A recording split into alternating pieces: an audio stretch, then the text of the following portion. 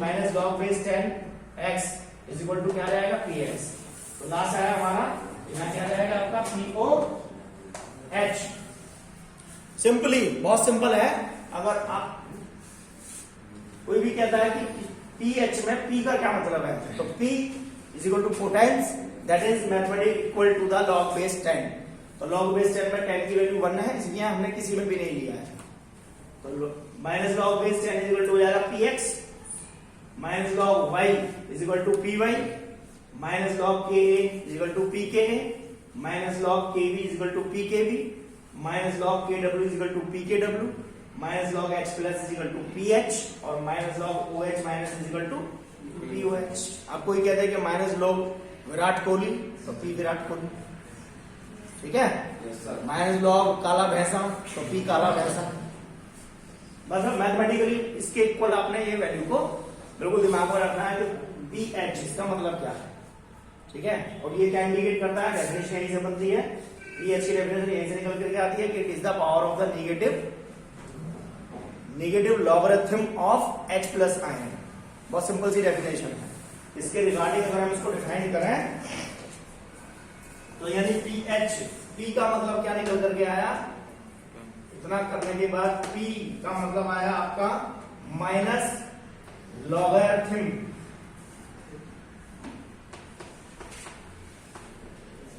Of any quantity.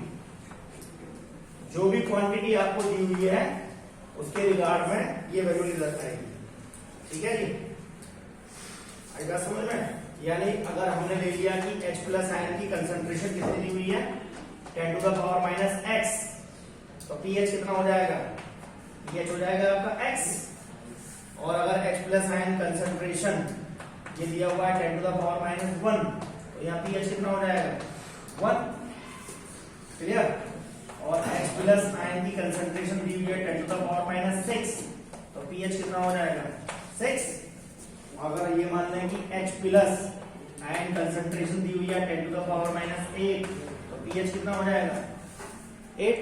यानी simple फॉर्मूले के अंदर अगर आप वैल्यू को पुट करोगे तो आपके pH की वैल्यू निकल जाएगी। यानी pH बराबर क्या आ गया आपका, तो फॉर्मूला बन जाएगा आपका 1 अपॉन और दैट इज लॉग और H प्लस, ठीक है। यानी यहां से अगर हम H प्लस की वैल्यू को निकालें तो क्या आ जाएगी, that is 10 to the power minus pH, ऐसे भी लिख सकते हैं ना।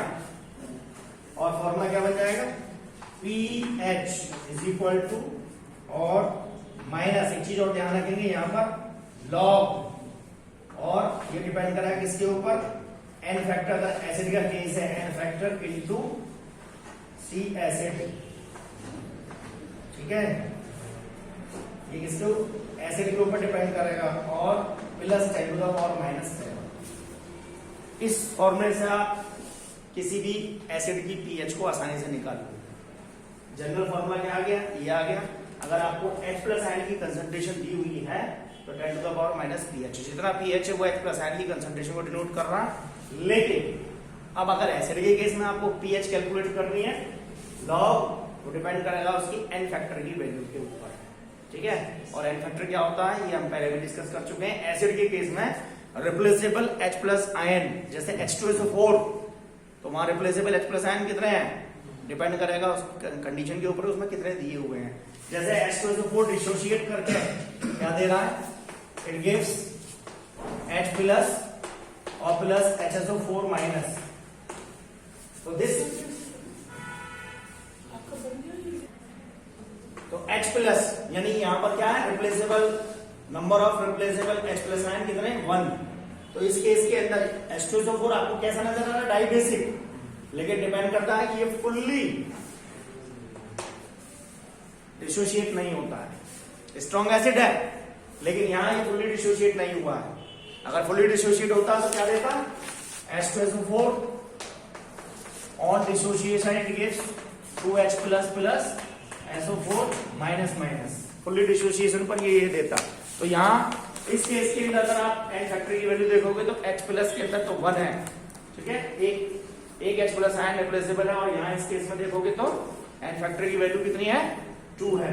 तो यहाँ pH निकालने के लिए एन फैक्टर कितना एन फैक्टर है, कौन सा एसिड है, into plus 10 to the power -7।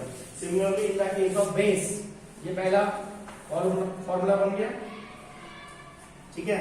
और एन फैक्टर, एक चीज और नोट कर लो, एन फैक्टर और into acid, N factor into acid, ठीक है जी।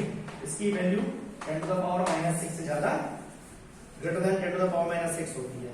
पीएच किसके केस में, तो ये क्या आ जाएगा, pH is equal to minus log और एन फैक्टर इंटू क्या आ जाएगा, एसिड।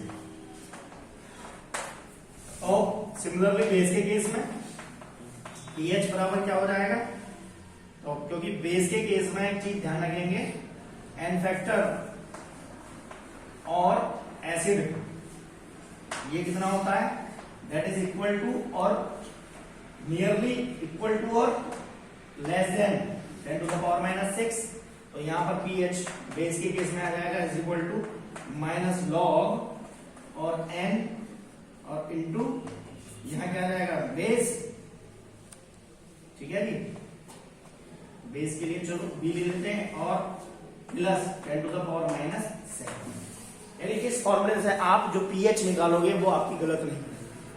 ये हो गया सल्फ्यूरिक, इसके यहाँ आपकी बुक में केवल यहां तक दिया हुआ है, सीधा फॉर्मूला दिया हुआ है pH equal to minus log H plus, ठीक है। ये आपकी बुक में नहीं दिया हुआ है किसी भी कॉम्पिटिटिव एग्जाम के अंदर, ठीक है। ये फॉर्मूले से अगर आप निकालोगे तो आपका पीएच बिल्कुल दुरुस्त आएगा, नहीं तो गलत भी हो सकता। तो ये कॉन्सेप्ट है इसका पीएच का। अब पीएच को एक स्केल पर मेजर करने के लिए सोरेनसन ने क्या दिया, पीएच स्केल दिया, ठीक है। इसको नोट करो जल्दी फटाफट। Next, the measurement of pH, ठीक है। मेजर करने के लिए पीएच को क्या है, एक स्केल है जिसको सोरेनसन ने डिवाइस किया था। स्केल के अंदर the scale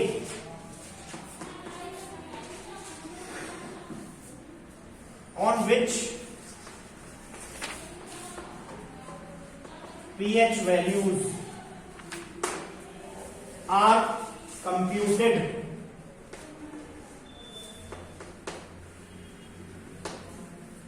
is called the pH scale and is devised by Sorensen and is devised by Sorensen ने दिया था, क्या था, देखिए ये ले लीजिए आप एसिडिटी पीएच और आप ऐसे क्या होते चले जाइए, डिक्रीज होते चले आइए। यहां सेंट्रली ले लीजिए 7, ठीक है। ये आपने ले लिया 7, तो 7 के अंदर पीएच क्या करेगी, डिक्रीज करेगी, और यहां क्या करेगी, इन द केस ऑफ बेस ये क्या करेगी, इंक्रीज करेगी। यानी 7 को हमने क्या माना, न्यूट्रल। तो एसिड पीएच जो होगी, पीएच लेस देन 7, ठीक है।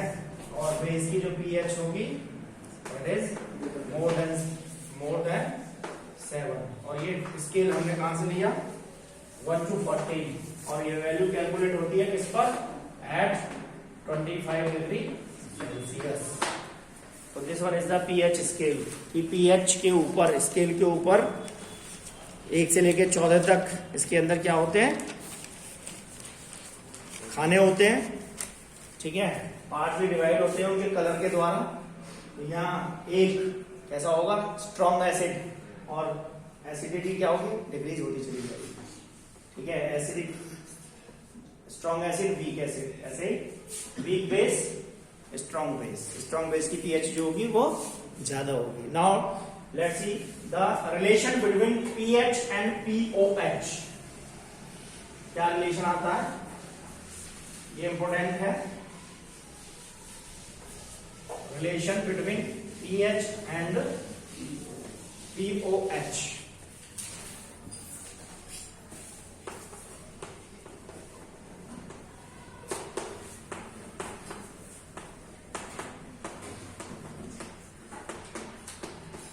दोनों के अंदर क्या रिलेशन आया, from the formula that is pH is equal to minus log और क्या आया आपका H प्लस, इसको इक्वेशन 1 ले लीजिए।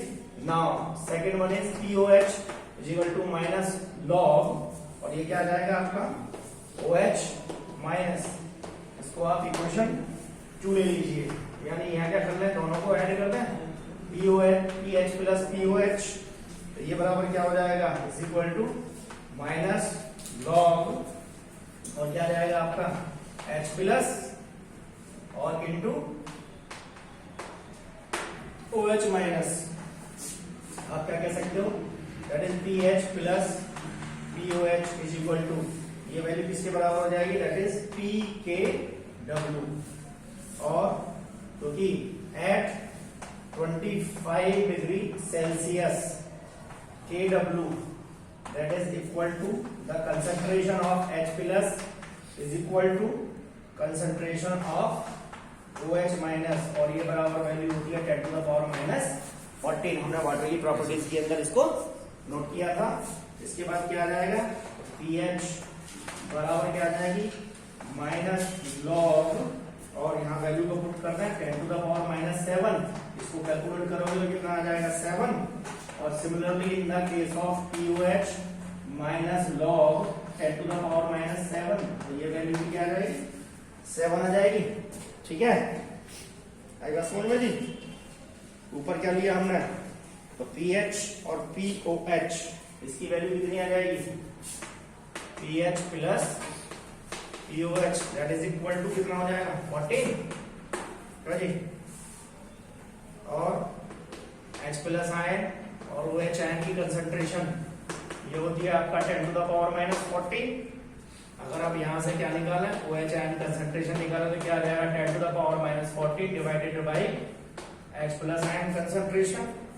ठीक है जी, तो यानी फॉर्मूला क्या बन जाएगा, अगर आप निकालना चाहें pH is equal to 14 minus POH, और POH को अगर आप कैलकुलेट करना चाहें तो POH is equal to 14 minus PH, और ये वैल्यू कहाँ होगी एट 25 डिग्री सेल्सियस, यानी pH plus POH is equal to 14 आया।